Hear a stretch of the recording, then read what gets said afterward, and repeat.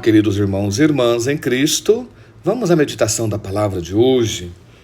A palavra é sempre importante na nossa vida, porque Deus é palavra. No princípio era a palavra estava em Deus, a palavra era Deus. A palavra se fez carne e habitou entre nós. E o meio ordinário pelo qual Deus se comunica conosco é através da palavra. Fide ex audito, diz São Paulo. A fé vem pelo ouvido, pela escuta da palavra de Deus. Então vamos proclamar o evangelho de hoje segundo Lucas. Como as multidões se aglomerassem, começou a dizer: esta geração é uma geração má. Procura um sinal, mas nenhum sinal lhe será dado, exceto o de Jonas. Pois, assim como Jonas foi um sinal para os ninivitas, assim também o Filho do Homem será um sinal para esta geração.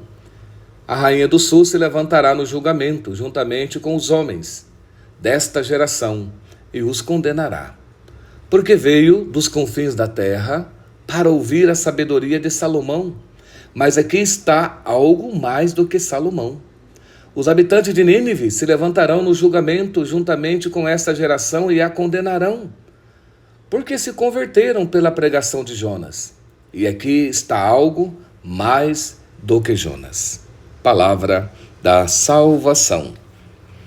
Amados irmãos em Cristo, Jesus chamou aquela geração dele de geração má, perversa. Por quê? Porque todas aquelas multidões que aglomeravam em torno dele o procuravam para quê?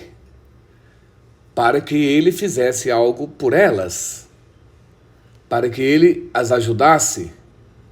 Não é que é mal pedir alguma coisa a Deus, não. Como um filho pede ao pai, nós também podemos pedir a Deus um trabalho, uma graça, sei lá, um casamento, pedir uma cura de uma doença, né? Uma ajuda, é fantástico, podemos pedir ao Pai do céu, não tem problema nenhum. Mas qual é o problema? É que aquela geração procurava ele só para coisas humanas, pedindo coisas materiais. Uma prosperidade na vida, um sucesso, um prestígio. Procuravam, né? Mas nunca pediam o quê? A conversão, não pediam. O procuravam com interesses próprios. Mas não o procuravam para que ele as curasse do pecado, da incredulidade. Não o procuravam para se converterem a ele, para amarem a Deus, para segui-lo. Entendes? Não procuravam com essa finalidade de conversão sincera, só com interesse próprio, só para que Deus resolvesse os problemas, mas não para entrarem na vontade de Deus. Aquele era o problema daquela geração. Então Jesus fala: nenhum milagre, sinal e milagre é a mesma coisa, nenhum milagre mais será dado a esta geração, a não ser o de Jonas. E qual foi o milagre de Jonas? Que Jonas, depois de ficar 3 dias no ventre de um peixe, porque não queria ir anunciar o evangelho lá em Nínive, a boa nova de Deus, a palavra de Deus, o peixe o engoliu e ele, sem querer, teve que parar lá em Nínive e cumprir a missão. E Jonas, anunciando em Nínive, mesmo sem querer, todos se converteram, porque Nínive estava condenada à destruição em 40 dias. Mas escutando a pregação de Jonas, fizeram penitência, se arrependeram da vida devassa que estavam levando, mudaram de vida, largaram o pecado e escutaram Jonas. Fantástico! Tal qual a rainha do sul que veio lá da Etiópia, bem distante de Jerusalém, veio para ouvir a sabedoria de Salomão, e ouvindo a pregação de Salomão, ela mudou de vida e voltou feliz para casa, transformada. Mas essas multidões que seguem a Cristo o procuram, mas não querem mudar de vida. Não querem deixar o pecado. Não querem serem transformadas, modificadas. Só o procuram com interesse. Por isso ele diz: olha, não vai ter mais nenhum sinal, a não ser o de Jonas. E qual vai ser o sinal de Jonas para Cristo? Que vai ser o maior sinal de paixão, morte e ressurreição, que ele vai entrar na morte, na paixão, na cruz e na morte, e vai sair ressuscitado, vai vencer a morte e o pecado. Esse vai ser o verdadeiro milagre, o verdadeiro sinal, a vitória sobre a morte. Porque esse é o nosso maior mal. É claro que é importante receber uma cura física, mas mais importante é receber a cura do maior mal, da maior doença, da verdadeira morte, aquilo que nos mata e que nos pode matar eternamente, que é o pecado.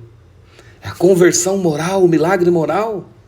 O Senhor quer curar os nossos corações, quer tirar de dentro de nós a morte do pecado, da ausência de Deus, quer nos dar o seu amor, o seu espírito, quer vencer a morte também na nossa vida para que nós ressuscitemos com Ele para uma vida nova.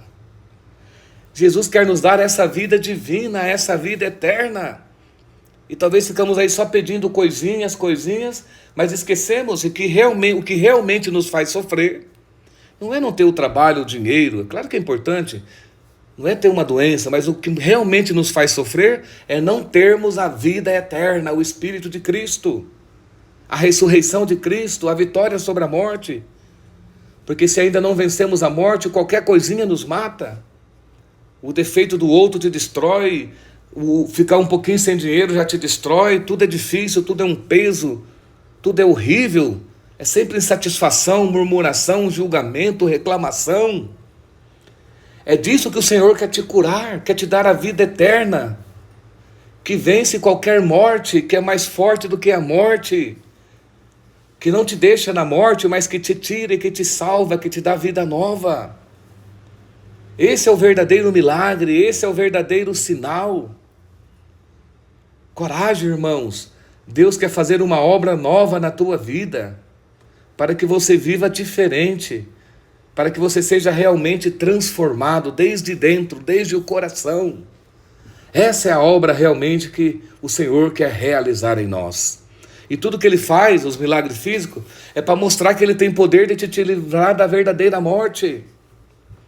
Então não fiquemos aí só atrás de coisas humanas.